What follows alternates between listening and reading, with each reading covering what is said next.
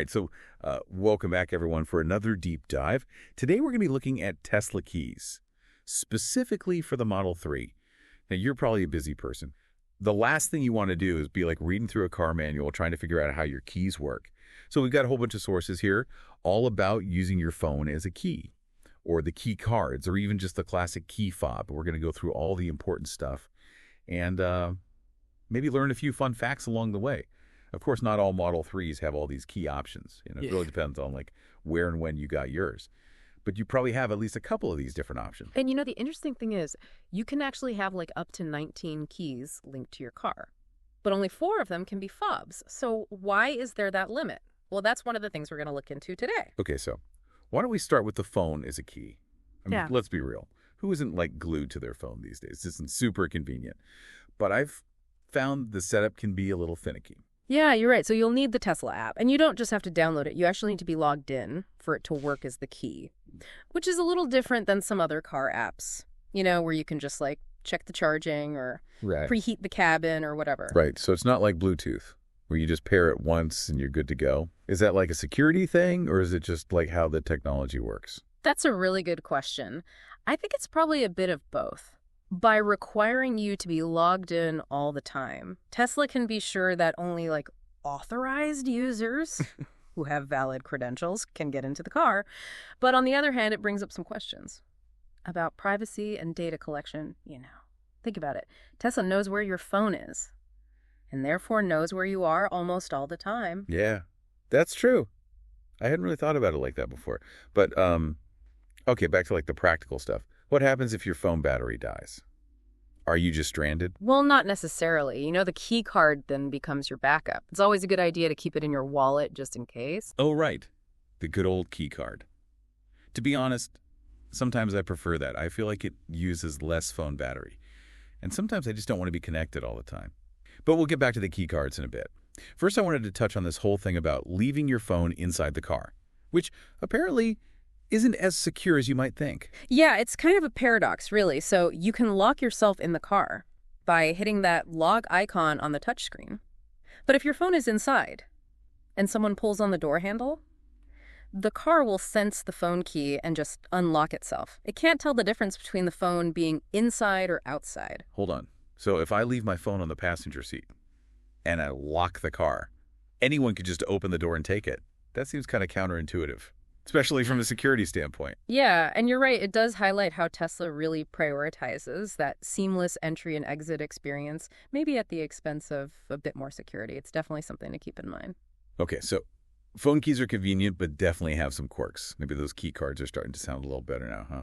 Yeah, for sure. And, here's where the key cards really shine. You can actually pair a single key card with multiple Teslas, which is a real game changer, especially for people who have more than one Tesla. Or maybe they share one with their partner or something. Oh, wow. That's pretty cool. So no more juggling different key fobs. Or trying to remember which phone goes with which car. Exactly. But speaking of key fobs, they have their own little multi-car thing going on. Interesting. Tell me more. Because I know I can pair my key fob with both my Model 3 and my partner's Model Y, but I can only use all the fancy features like remote unlock. Yeah. On one car at a time, right? You got it. It's like the key fob can only have its attention on one Tesla at a time, but switching between them is easy. You just touch the fob to the driver's side door pillar, and then you're good to go. Okay, so that's pretty convenient. And if I'm not mistaken, renaming a key carries over to all the Teslas that are paired with it too. So like if I change the name on my phone, it'll update on both cars. That's exactly right. The system keeps everything consistent across all your vehicles, which is nice. And that brings us to our next point. Adding and removing these keys, which isn't as simple as you might think. Wait, adding keys sounds pretty basic to me. Don't you just go to the touchscreen and add a key? Or is there something more to it? Well, you're on the right track. You can add a key through the touchscreen, but you need an already paired key to authenticate the new one. Oh, so it's like you need to be on the list to get on the list. Pretty much, yeah. That's interesting. I guess that makes sense for security, but what if you lose all your keys? How do you even get back in the car then? Well, that's a question for our next segment, but before we get there, let's talk about the other way to add keys, which is through the Tesla app. Right, because you can do so much through the app these days. Yeah. But I'm guessing there are some limitations there, like maybe it only works for certain software versions. Yeah, you're right on the money. It does need a recent software version, both on your phone and in the car itself. And also, it's only for owners, not for other drivers who you might have added. Ah, okay. So two methods. Both with their own quirks, but they both use those same scanning spots in the car, right? Like behind the cup holders, on the wireless charger. I've definitely done that dance a few times. Yeah, exactly. Tesla loves to keep things consistent. Speaking of consistent, let's talk about removing keys. Is it just as simple as like a digital key be gone kind of command? I'm sensing there's going to be another Tesla twist here. Because nothing with Tesla is ever quite that simple, right? You know it. So you can delete keys through the touchscreen. But they have a little safety net built in. You have to have another authenticated key present, so you can't delete your very last key. That's actually pretty smart. It's like a digital safety net to stop you from locking yourself out completely. Precisely. But what happens if you lose a key card? Well, I guess you'd have to buy a replacement from the Tesla shop. But wouldn't those be tied to your car's VIN number? Like traditional car keys? Well, that's where things get interesting. Oh, I knew there was going to be something. Tell me more. Those replacement key cards aren't actually tied to a specific VIN. Wait, so you're saying I could theoretically buy a replacement key card? And use it on any Tesla? Theoretically, yes. But, we're all responsible Tesla enthusiasts here. Of course. New shenanigans. But that does make you think about the security implications a bit. Like, how does Tesla actually prevent unauthorized access if the key cards aren't tied to specific VIN numbers? That's a really good question. It really gets at how Tesla approaches security. It's not just about the physical key itself, but also about all that digital stuff happening behind the scenes. They have all these back-end systems and checks that we can only really guess at. Right. It's like a whole other layer of the Tesla world, like a secret world of digital authentication and stuff. Maybe that's a deep dive for another time. Yeah, I agree. For now, let's stick to what our listeners need to know about managing their own keys. Speaking of which, we haven't even talked about what happens when you sell your Tesla. Oh, that's a good point. It's not like handing over a set of regular keys, right?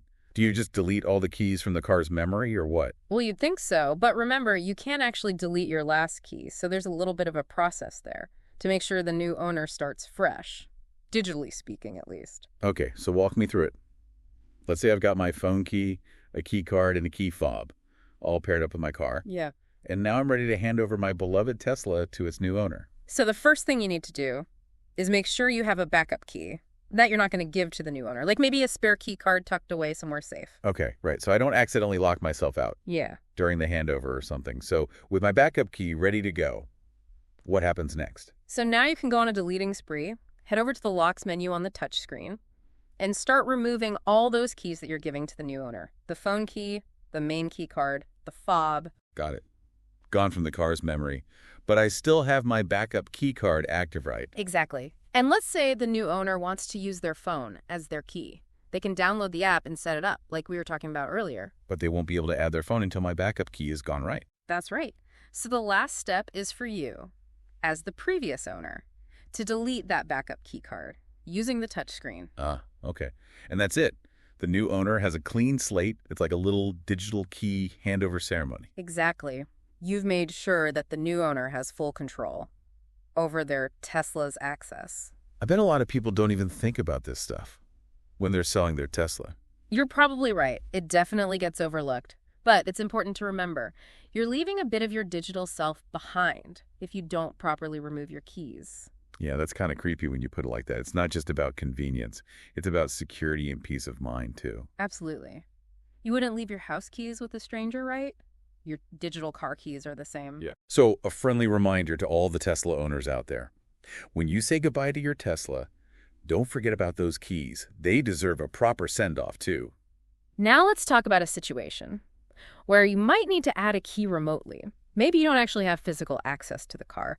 This is where the Tesla app really comes in handy, as long as your software is up to date, of course. Right. Because I remember back in the day, if you lost all your physical keys, you were in big trouble. Exactly. You might need roadside assistance or even something more drastic. But now with the app, it's like having a digital spare key in your pocket all the time. That's so cool. So how does it work? Let's say I'm on vacation. Yeah. And my neighbor needs to borrow the car. Can I just beam a key to them over the internet? Well, not quite beam it.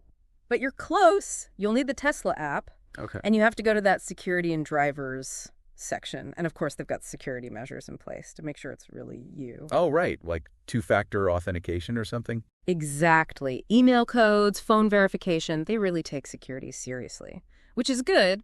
But once you've proved it's you, the app walks you through the rest.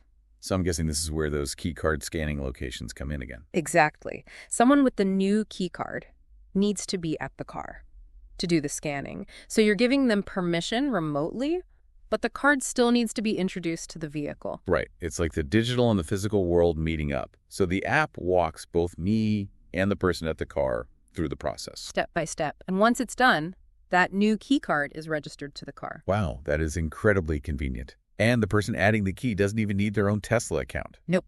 You're basically letting them in through your account. Okay, cool. So aside from vacation situations, are there any other times this would be useful? Like what if you need to get a car to a family member who lives across the country and you don't want to like mail a key card? This app thing would be perfect. Exactly. It gives you so much flexibility and control. It's like having superpowers. You can give someone access to your car from anywhere in the world. I wonder if Tesla even thought about that, like when they first designed this whole key system. Yeah, it really shows how forward-thinking they were. And it makes you think about the future of car ownership, you know? Like, will we even need physical keys at all someday? That's a deep dive for another time. But for now, I think it's time to wrap things up and give everyone a key takeaway. No pun intended, of course. Tesla keys are more than just like pieces of plastic or metal. They're part of this whole ecosystem, full of technology and innovation, with its own like quirks and advantages. You're right. And knowing how to navigate that ecosystem is so important for any Tesla owner. We've covered a lot of ground today, from using your phone as a key and pairing one key with multiple cars, to making sure you delete everything properly when you sell your Tesla. And don't forget about adding a key remotely, which is super useful. It's clear that Tesla put a lot of thought into this whole key system. They did. They wanted to make it easy to use, but also keep things secure. Of course, with any technology, there are always trade-offs, like we talked about those security quirks. And the privacy stuff. You know, with your phone always being connected to your car. Yeah, it's important for people to know about these things. For sure. Knowledge is power, as they say. And hopefully this deep dive has given you the power to master your Tesla keys, no matter what.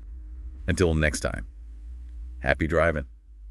And stay charged up. Like, what if you need to get a car to a family member who lives across the country and you don't want to, like, mail a key card? This app thing would be perfect. Exactly. It gives you so much flexibility and control. It's like having superpowers. You can give someone access to your car from anywhere in the world. I wonder if Tesla even thought about that, like when they first designed this whole key system. Yeah, it really shows how forward-thinking they were, and it makes you think about the future of car ownership, you know? Like, will we even need physical keys at all someday? That's a deep dive for another time. But for now, I think it's time to wrap things up and give everyone a key takeaway. No pun intended. Of course, Tesla keys are more than just like pieces of plastic or metal. They're part of this whole ecosystem full of technology and innovation with its own like quirks and advantages. You're right. And knowing how to navigate that ecosystem is so important for any Tesla owner. We've covered a lot of ground today, from using your phone as a key and pairing one key with multiple cars, to making sure you delete everything properly when you sell your Tesla. And don't forget about adding a key remotely, which is super useful. It's clear that Tesla put a lot of thought into this whole key system. They did. They wanted to make it easy to use, but also keep things secure. Of course, with any technology, there are always trade-offs, like we talked about, those security quirks and the privacy stuff. You know, with your phone always being connected to your car. Yeah, it's important for people to know about these things. For sure, knowledge is power, as they say, and hopefully this deep dive has given you the power to master your Tesla keys no matter what. Until next time, happy driving and stay charged up.